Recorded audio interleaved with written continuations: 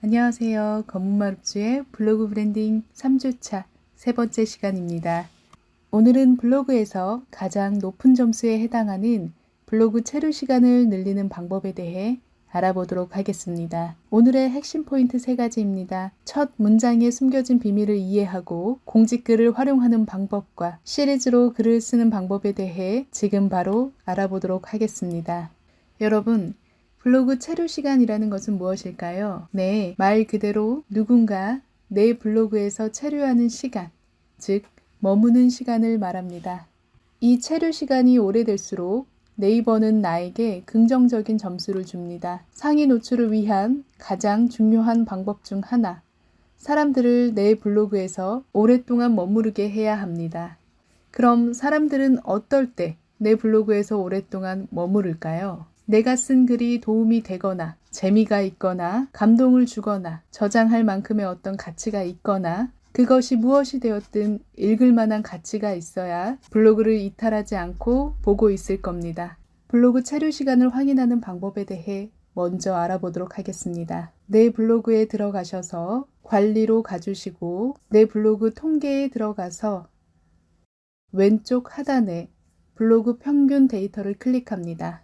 여기서 조회수 탭을 누르면 1강에서 다뤘던 주제 설정을 위한 평균 데이터를 볼 수 있습니다. 오늘은 비교 지표를 클릭해 볼게요. 활동 중인 블로그 전체의 평균 데이터와 열정적으로 활동을 하고 있는 상위 5만 개 블로그의 평균 데이터를 비교합니다. 내 블로그 데이터와 비교하여 블로그 운영 전략을 세워볼 수 있습니다. 하단으로 내려보시면 게시글 평균 사용 시간이 나와 있습니다. 활동 중인 블로그 전체의 체류 시간 데이터와 상위 5만 개 블로그의 체류 시간 데이터를 볼 수 있습니다.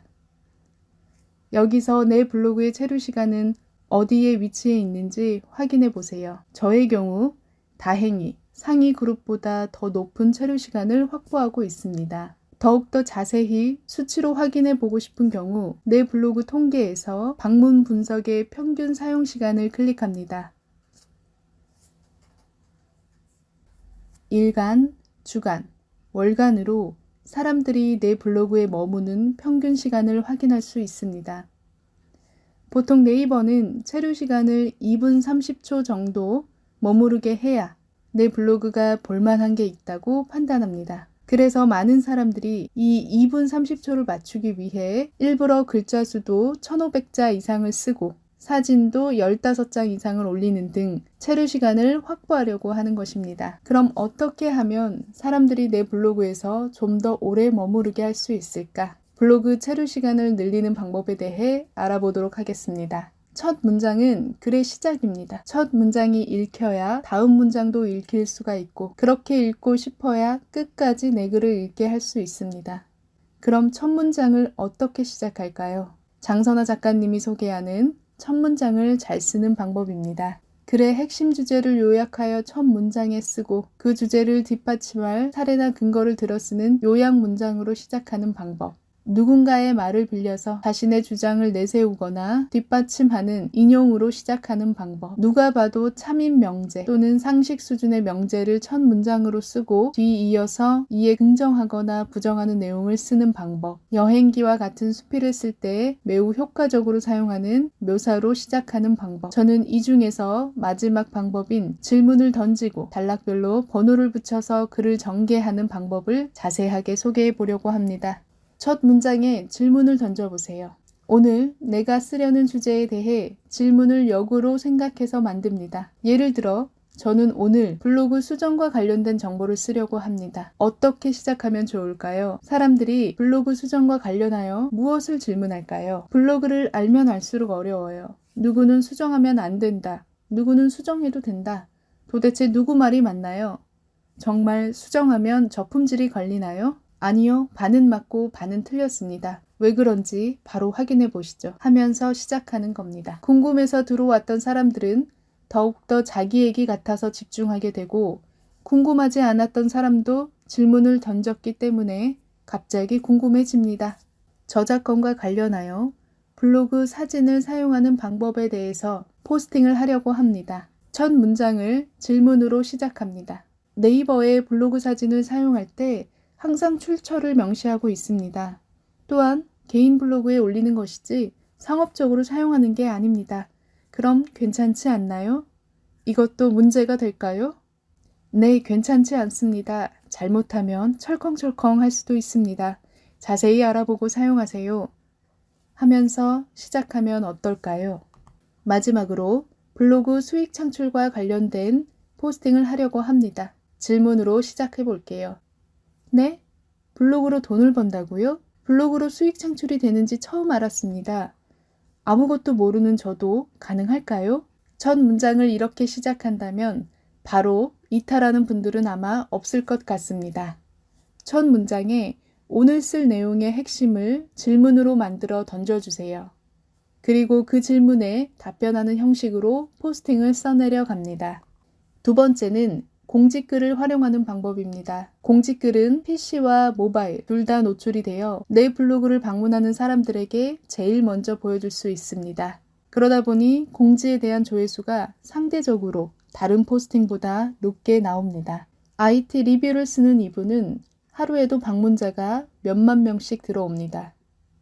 이분은 공지글에 자신의 소개와 연락처, 인터뷰 내용, 그리고 구매 꿀팁을 적어 공지하였습니다. 보시다시피 댓글이 많게는 300개까지 달려 있습니다. 내가 사업자라면 사업자 소개, 할인 상품 목록, 진행 중인 이벤트 등을 공지하셔도 좋고요. 내가 작가라면 신간으로 나온 책을 발표하거나 내가 강사라면 강의 스케줄, 강의 후기, 강의 안내를 공지할 수 있습니다. 저 역시 매번 공지글을 바꿔가며 방문자가 꼭 봤으면 하는 글, 내가 강조하고 싶은 글은 공지로 등록합니다. 공지글을 발행하는 방법입니다. 포스팅을 작성하고 발행 시 마지막 공지사항으로 등록을 클릭해 주세요. 공지글은 5개까지 발행이 가능하며 등록하는 순서대로 상위에 나타납니다. 공지글을 삭제하는 방법은 현재 등록되어 있는 공지글 옆에 X 표시를 눌러주면 됩니다.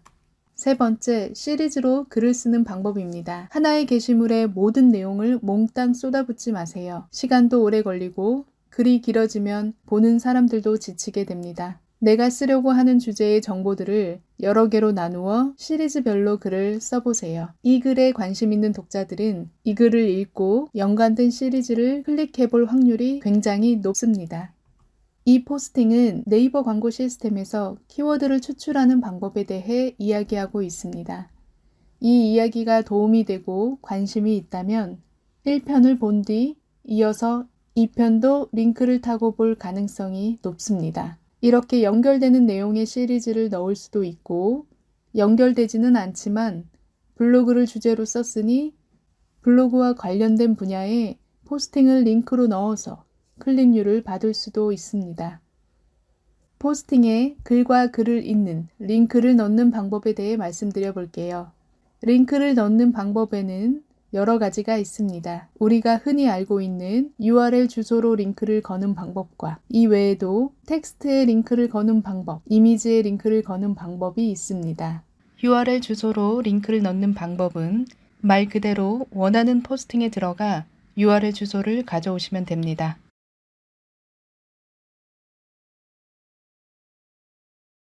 두 번째, 텍스트로 링크를 넣는 방법은 내가 원하는 범위를 선택하고 오른쪽 상단에 조그맣게 생긴 플립 모양을 클릭해 주세요. 여기에 내 링크를 넣어주시면 됩니다. 원하는 범위가 파랗게 바뀌신 걸 볼 수 있습니다. 뿐만 아니라 일부분이 아닌 전체를 잡고 링크를 넣게 되는 경우 전체 범위가 잡히는 것을 알 수 있습니다. 세 번째, 이미지로 링크를 넣는 방법 역시 동일합니다. 사진을 불러오고 사진을 클릭하여 범위를 잡아주세요. 초록색 범위가 잡히신 게 보였다면 오른쪽 상단에 작은 클립을 눌러 역시나 URL 주소를 넣어줍니다. 오른쪽 하단에 클립 모양이 생성되었다면 링크가 잘 연결되어 있는 겁니다. 이 상태로 발행을 눌러보겠습니다. 첫 번째 URL 주소로 링크를 넣은 방법은 클릭했을 때 넘어가고요. 텍스트로 링크를 넣는 방법 역시 지정해준 범위를 클릭하면 원하는 포스팅으로 넘어갑니다. 이미지로 링크를 넣는 방법 역시 가까이 갔을 때 하이퍼링크가 생성이 되고 클릭하면 원하는 포스팅으로 넘어갑니다. 오늘은 사람들이 오랫동안 내 블로그에 머물 수 있도록 블로그 체류 시간을 늘리는 방법에 대해 알아보았습니다. 내 글을 끝까지 보게 하는 힘은 첫 문장에서 이미 시작됩니다. 질문을 던져 시작하고 질문에 대답하는 형태로 포스팅을 시작해 보세요.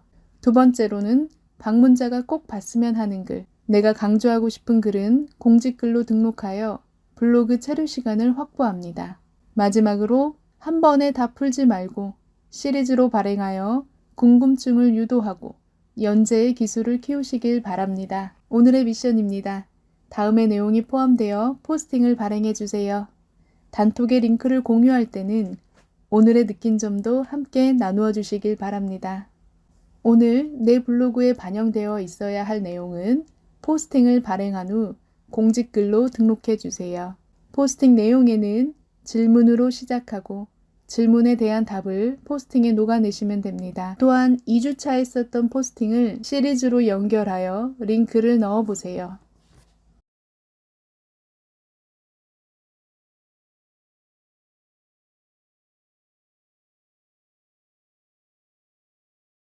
디지털 세상에서는 오직 준비된 자들만이 온라인 평판을 이용해 돈을 벌고 부자가 될 수 있습니다.